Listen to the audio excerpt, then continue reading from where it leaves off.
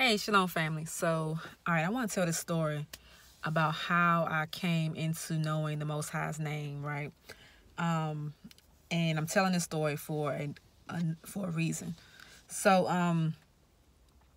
when I was in the church. So I was in the church for some time, probably like about 8 or 9 years, and I was blessed to have been a part of a congregation that was that sought the truth, right? That really sincerely was seeking to know the Most High and to live according to His truth.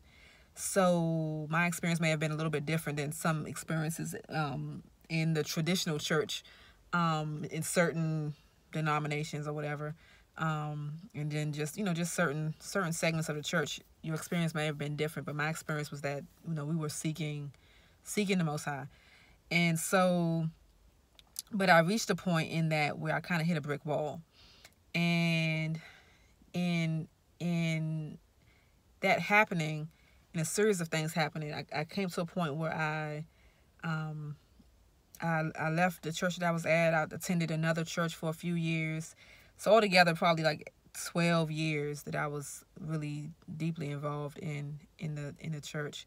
And after that, I came out of what I'm going to call the institutional church. I still continue to fellowship with other believers, but outside of church. So, and during that time period, I was seeking the Most High and just on different things. And the Most High began to just put different questions in my spirit. And one of those questions had to do with Israel. I won't get into that right now, but. And one of those questions was, one of the things that was bothering me in my spirit was the fact that everyone called on the name of God, right? Everyone called the Most High God.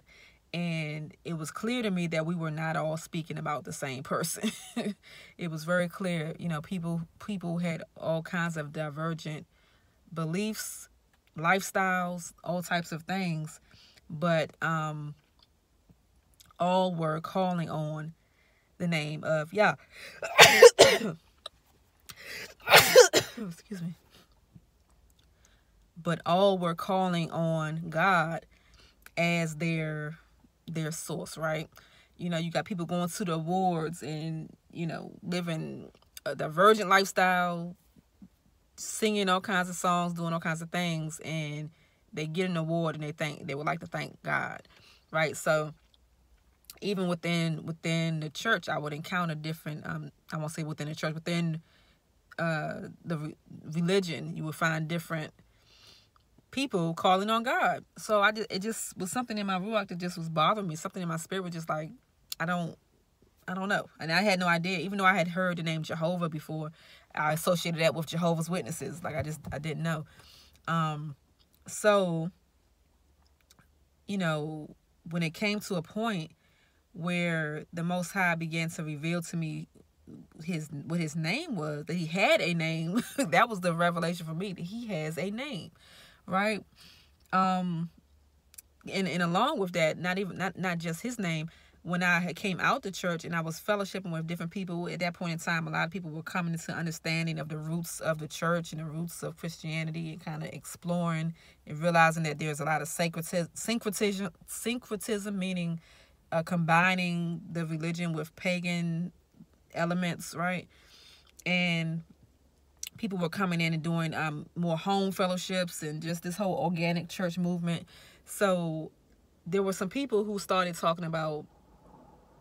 moving kind of into a new age type of thing and talking about Christ consciousness, right? So, and while that concept in and of itself is not necessarily a wrong thing to say, because we're putting on the mind of the Messiah, right? But people started using this term Christ consciousness, and they were talking about it wasn't directly connected to the person of the Messiah, but it was just this mindset that we're supposed to take on, or this consciousness that we're supposed to evolve into and ascend into, that doesn't necessarily have its roots in the Most High or in Scripture, but it was something detached from it. But people would start talking about Christ and Christ consciousness, and I started realizing that they're not talking about the person that's written about in this book and the covenant that surrounds him, right?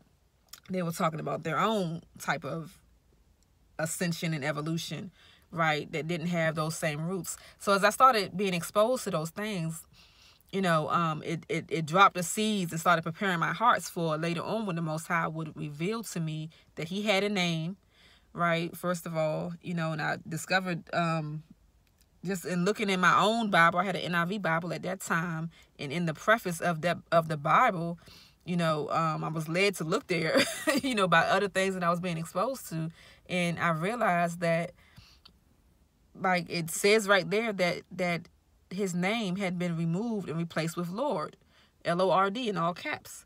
So when I realized that, for me, what it spoke to me was that if translators did not later on remove that it would have been his name there, and that all the times when the people were, all these thousands of times that is written in this book, it would have been his name being spoken, right? So what that clicked into my mind was that, first of all, he has a name. That was so exciting to me. He has a name, right? And I was just dumbfounded that I've been walking with him all this time and don't even know that he has a name, right? So that was a revelation and an understanding and a wonderful, glorious, beautiful thing to me, to understand and come to be revealed to me that he has a name. My Father has a name, right? And that he was called upon his name thousands of times, that his people knew his name and called upon his name. Not that he just has many names, that many characteristics, the attributes that we refer to him as, but that he has an actual name. That's his covenant name, right, that he said. So that was a beautiful thing for me, right? It was a wonderful thing for me. It made sense to me. And from that point, that's what I wanted to call him. I want to call him by the name that has been revealed to me. So that's what I began to do, and I would, and those who were not familiar, I would explain. Initially, I used the name Yahweh, and more people were familiar with that, and then upon studying later on, I came into a different, just from where I studied, Yahweh became, more of made more sense to what I studied dealing with the Hebrew or whatever. So Yah is what we've all agreed upon. We can all agree upon that Yah, whether you pronounce Yahweh, Yahuwah, Yahuwah, Yahweh, we all agree that Yah is his name, right? So it's a beautiful thing. It's a wonderful thing. It's a glorious thing. And that's what it was for me, so I just began to call him his name, and anyone who questioned me about it, I would answer, and explain, how I came to that, right? And they could take it, they can leave it, whatever the case may be. So it didn't dawn on me to begin to, let me say this first.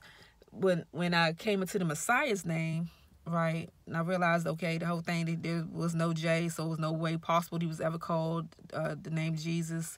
And I start off with Yeshua, and move to Yahusha, right? So when I came into that understanding, the importance of using the term Messiah or Mashiach and the name Yahusha versus the name Jesus or Christ came from the sense that I wanted to identify his Hebraic roots that had been separated from him through religion, right? Through the church did not recognize his Hebraic roots, right? And like I talked about earlier, the way that he was removed from, the way that people were now putting on this Christ consciousness and this whole New Age thing that wasn't really connected to the person of the covenant, right? The Son of Yah, the Messiah. It didn't have a connection to the covenant, but it was just this consciousness that you can just kind of ascend into on your own.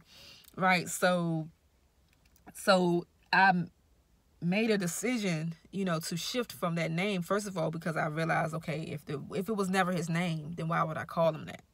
if I now have an awareness that was never his name, why would I continue to call him that? I'm gonna call him something, whether Yeshua, Yahusha, Yehoshua, whether we don't got it all the way correct or can't agree on which one is the most accurate. It's a lot closer than Jesus, right? So I made that distinction because I wanted to be connected to, as I'm understanding his Hebraic roots and the importance of it. I want to be able to connect with the culture. I'm talking about the person who is connected with this culture, and not the person who has been ripped out of it and somewhat redefined by religion, right? By Catholicism, by the Roman church. Right. So that was my heart in making that switch. It helped me to transition from just a mindset and understanding. So, but at no point, at no point did I ever feel like I was serving a different entity. Right. So I never went from the entity that saved me, the Most High, who I called God, and who the Messiah who I knew as Jesus the Christ at that time. That is who redeemed me, who saved me in those names, and that is who I continue to serve to this day. I didn't go from serving Jesus Christ to now serving Yahusha Messiah, right? I just came into an understanding of what his name, a more accurate understanding of what his name was, right? And a more accurate understanding of the context that he was within, being a Hebrew, right? That's all. An evolution of understanding, a growth of understanding, a movement in my understanding, a shift in understanding. It wasn't something that I felt like I needed to be like, oh, I was doing wrong. It wasn't something where I was doing wrong and now I'm doing right. I grew in accuracy, right? I grew in understanding. So that was my experience. So that being my experience, I did not feel like it didn't dawn on me to come and start condemning other people and bashing other people for using the name God or Lord or Jesus or Christ, or to claim or put a accusation upon them that they are serving the wrong God because they're not using a certain type of names. That never that's not something that came into my being to be able to do or say, right? So as I encounter people, I'm just going to say what has been revealed to me. That's what has been revealed to me. And there was a time where that had not been revealed to me yet, and I spoke according to what was revealed at that time. Right? So I don't understand why we can't allow people to go through their journey, allow the Most High to put the questions in their spirit, allow the Most High, and he'll use people to do it as well, but allow his timing to unfold. If someone would have came to me 5 years before the Most High was ready for me to come to that understanding, then it wouldn't have buried the right type of fruit. It probably would have thrown me into confusion, right? It would have been premature.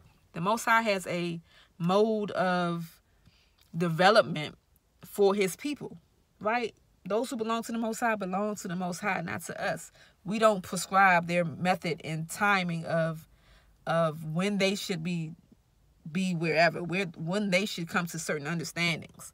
Certain things are more important, right? If you're struggling with lust and fornication, the name of the Most High may not be the most important thing for you right now. The Most High may be dealing with you on something else.